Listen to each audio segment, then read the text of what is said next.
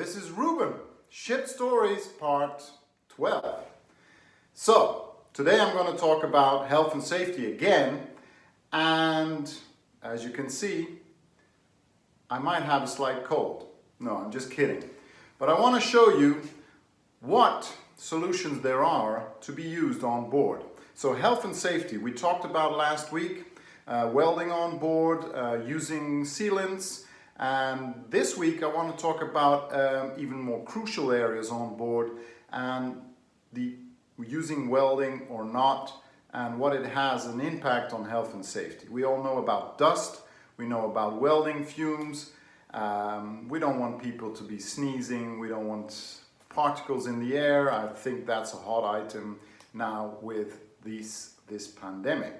So, on board you're continuously running cables, and there is a great movie that my colleagues made from the architectural department with our product EasyPath to show how you can install cables in very high-risk areas. For example, in health and safety, healthcare, hospitals, they actually have to work with the so-called Hepa Tent. So work inside a tent and run cables. This can be a really elaborate work, and going up and down ladders, running cables, avoiding dust and so on.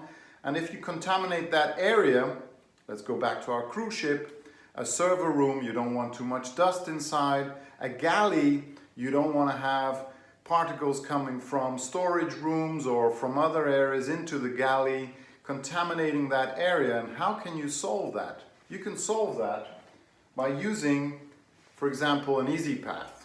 So a product which requires no welding, you can attach it to the bulkhead and then just run the cables through. You just run them through and you don't need to add any sealants, no welding, so nothing that will emit any fumes, any compounds in the surrounding area. So, with that said, I'm going to show you a few clips of this product as it's made on land-based, because it's an excellent way of showing it. I can't explain it on this video. And again, thank you very much for joining me. This is Ship Stories, and see you next time.